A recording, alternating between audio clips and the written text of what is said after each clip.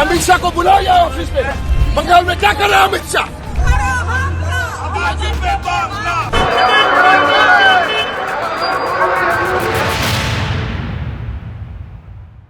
नमस्कार, आदाब, सत श्री अकाल, जय भीम, जोहार। मेरा नाम है नवीन कुमार।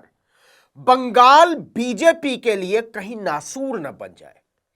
दिल्ली से कोलकाता तक और बर्धमान से आसनसोल, दुर्गापुर, 24 परगना, हावड़ा तक की सड़कें टीएमसी के दफ्तर पर ईडी के छापे के विरोध में गूंज उठी और इसकी अगुवाई की खुद पश्चिम बंगाल के मुख्यमंत्री ममता बनर्जी ने सड़क पर उतर के।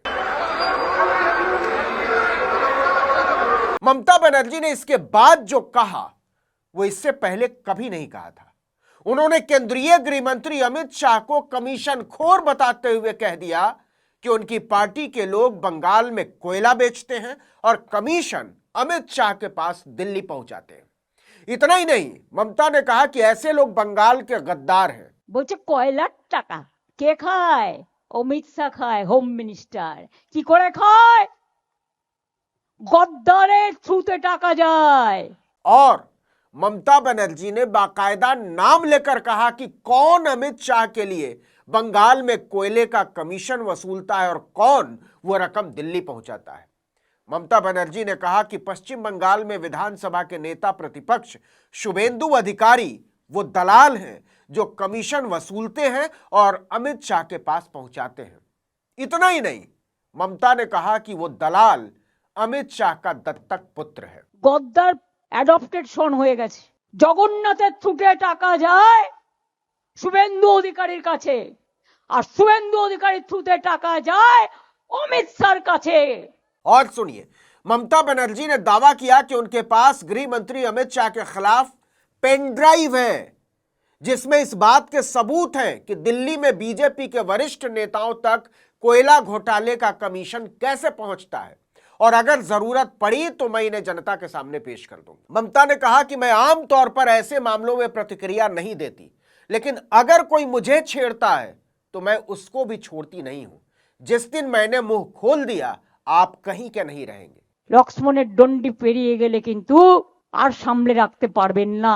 আমি অনেক কিছু জানি, বলি না শুধু দেশের স্বার্থে। আমি মুখ খুললে কাল সারা পৃথিবীতে হইচই হবে।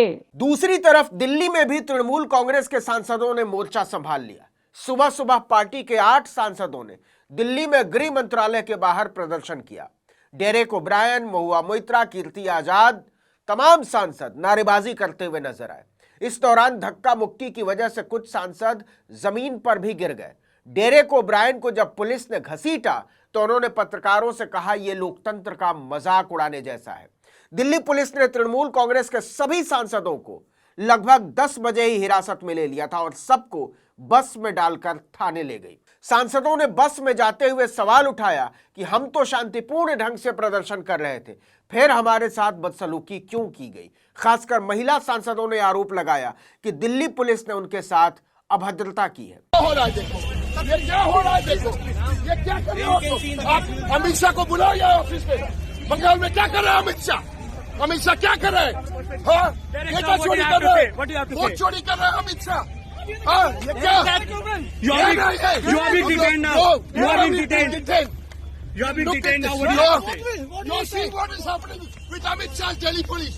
You see what is happening to MPs. All our MPs have been picked up. इस कार्रवाई के बाद ममता बनर्जी ने ट्विटर पर लिखा, गृह मंत्री के दफ्तर के बाहर विरोध करना हमारे चुने हुए प्रतिनिधियों का लोकतांत्रिक अधिकार है। उन्हें सड़कों पर घसीटना कानून का पालन नहीं है, बल्कि यह पुलिस का घमंड दिखाने की कोशिश है।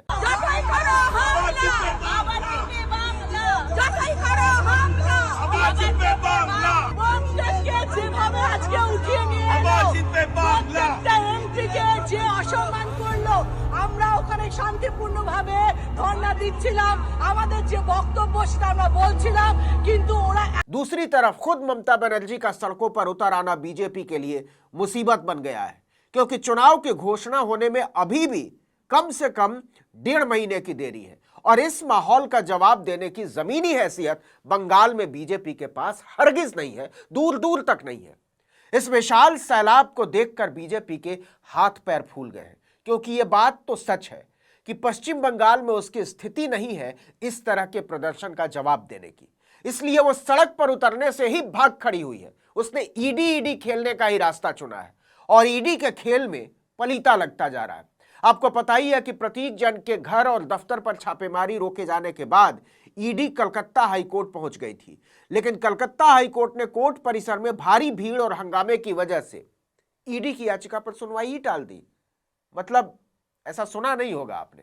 अब 14 तारीख को देखा जाएगा। याचिका में ईडी ने ममता बनर्जी के खिलाफ छापेमारी के दौरान हस्तक्षेप करने के आरोप में एफआईआर दर्ज करने की मांग की गई थी। अब देखिए कि ईडी के मामले में तो अभी तक कुछ नहीं हुआ, लेकिन मुख्यमंत्री ममता बनर्जी ने ईडी पर 2 एफआईआर जरूर दर्ज करा दिए। ये शिकायतें राजनीतिक कंसल्टेंसी फर्म प्रतीक जैन वाले आईपैक के ऑफिस और इसके प्रमुख प्रतीक जैन के घर पर हुई छापों से जुड़ी है। इन शिकायतों के आधार पर विधाननगर पुलिस ने एफआईआर दर्ज करके जांच भी शुरू कर दी है। अब ईडी के अफसर परेशान हैं क्योंकि यह मुकदमा उन अफसरों को व्यक्तिगत तौर पर भी लड़ना होगा जो तृणमूल कांग्रेस के दफ्तर पर छापा मारने पहुंचे थे। पुलिस समन भेजेगी तो उन्हें थाने भी जाना होगा, बयान भी दर्ज कराना होगा और अगर वो चाहे तो गिरफ्तार भी कर सकती है, बैठा के भी रख सकती है। आपको हमने बताया ही था कि छापे की खबर मिलते ही ममता बनर्जी खुद मौके पर पहुंच गई थी। उन्होंने आरोप लगाया कि छापेमारी के दौरान उनकी पार्टी का डेटा और रणनीति चुराने की कोशिश की गई। इसके बाद वो एक फाइल, डेटा और लैपटॉप के साथ बाहर आई थी और कहा था कि अगर कोई मुझ पर राजनीतिक हमला करता है तो मैं और मजबूत होकर बाहर निकलती हूं।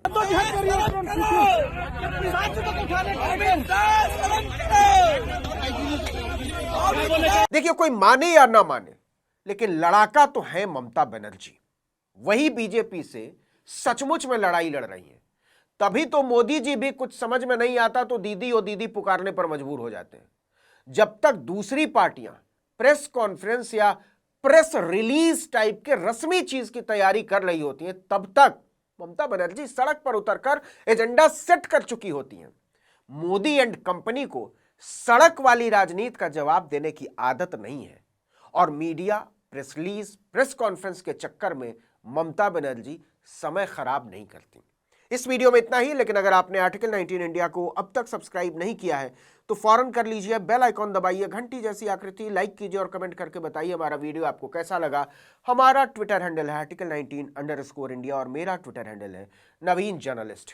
नमस्कार।